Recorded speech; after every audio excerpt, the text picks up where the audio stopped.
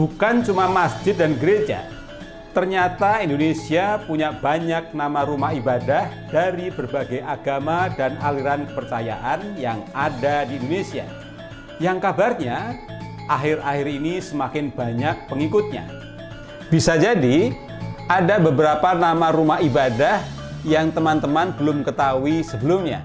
Nah, ini dia penjelasannya.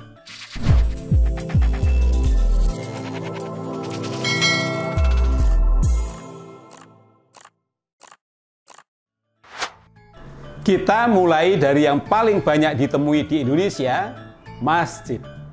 Ciri-cirinya mudah dikenali. Ada kubah dan di atasnya terdapat lambang bulan sabit dan bintang, menara, pola geometris, serta mihrab di bagian dalam yang mengarah ke kiblat. Warna dominannya biasanya putih, hijau, emas atau kombinasi khas arsitektur Islam. Masjid dipakai untuk salat 5 waktu, salat Jumat, tarawih, dan berbagai kegiatan keagamaan lainnya. Selain itu, untuk versi yang lebih kecil ada musola atau surau atau juga disebut langgar yang sering ditemukan di perumahan, sekolah, kantor, dan tempat umum. Musola biasanya dipakai untuk salat harian atau ibadah yang sifatnya lebih sederhana. Berikutnya adalah gereja, rumah ibadah umat Kristen, Protestan, dan Katolik. Gereja mudah dikenali dari tanda salib, menara lonceng, bangunan besar berbentuk aula, dan interior dengan altar atau mimbar. Warna dominannya biasanya putih, coklat kayu, atau abu modern, tergantung gaya arsitekturnya. Gereja digunakan untuk kebaktian atau misa hari Minggu, perayaan Natal, Paskah, pemberkatan, dan berbagai kegiatan rohani lainnya. Ada juga kapel, yaitu bangunan ibadah kecil yang biasanya berada di sekolah, rumah sakit, biara, atau lingkungan tertentu. Kapel dipakai untuk ibadah harian, doa pribadi, atau kebaktian kecil. Rumah ibadah umat Hindu disebut pura atau pura. Ciri-cirinya sangat khas, candi bentar, palinggih, ukiran Bali, dan suasana yang menyatu dengan alam. Warna dominan umumnya hitam batu, oranye bata, putih, dan elemen kain poleng atau kotak hitam putih. Pura dipakai untuk sembahyang harian, upacara yatnya, dan hari besar seperti Galungan, Kuningan, dan Nyepi. Selain pura besar, ada merajan atau sanggah, tempat ibadah keluarga yang berada di pekarangan rumah dan dipakai untuk sembahyang keluarga sehari-hari. Umat Buddha biasanya beribadah di vihara. Ciri khasnya adalah rupang Buddha, ruang meditasi yang tenang, lilin, dupa, dan warna dominan emas, merah, dan putih. Vihara dipakai untuk puja bakti, meditasi, dan hari besar seperti Waisak. Selain vihara, ada kelenteng dan ketia, yakni tempat yang digunakan untuk sembahyang, ritual, dan simbol penghormatan. Kelenteng ternyata bukan tempat ibadah khusus untuk umat Buddha saja, tetapi rumah ibadah Tridharma yang dipakai oleh umat Buddha Tionghoa, Taoisme, dan Konghucu.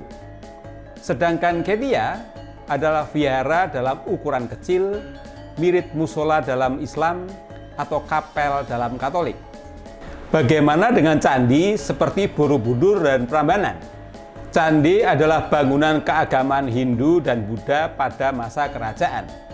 Hari ini, candi tidak dipakai sebagai rumah ibadah rutin, melainkan situs sejarah dan budaya yang kadang digunakan dalam upacara besar tertentu seperti Waisak. Untuk umat Konghucu, rumah ibadah tradisionalnya adalah kelenteng.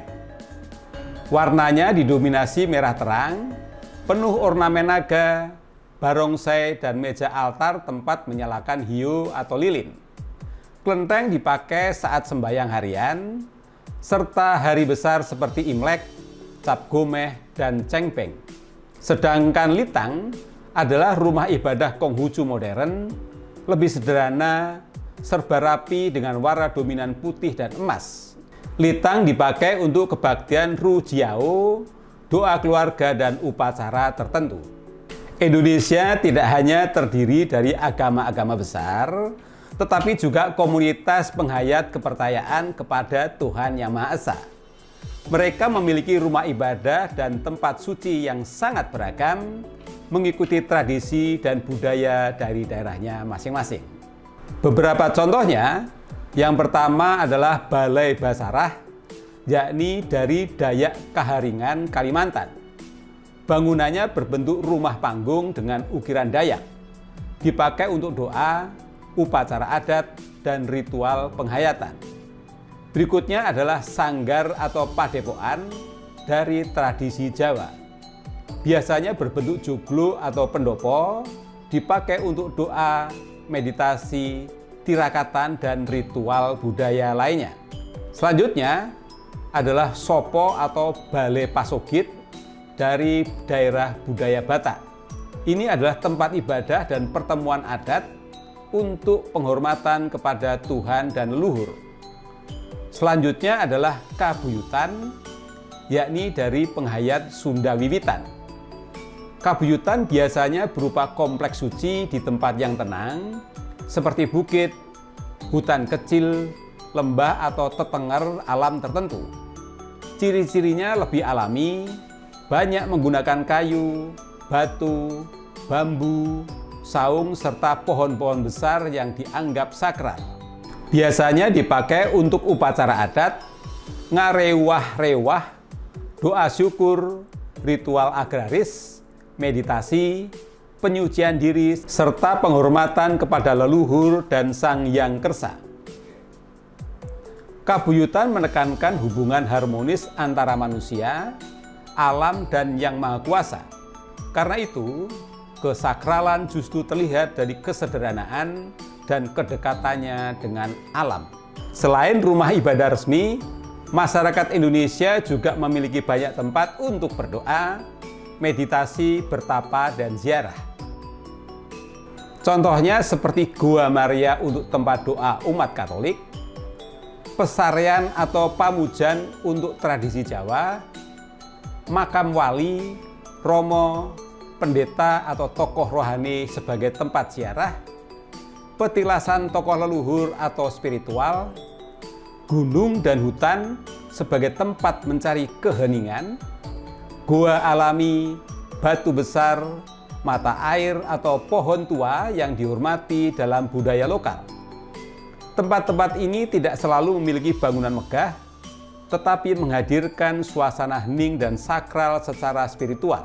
Biasanya dipakai pada hari-hari tertentu, saat tirakatan, malam satu suro, ziarah keluarga, mempunyai nasar tertentu, atau ketika ingin mencari ketenangan batin.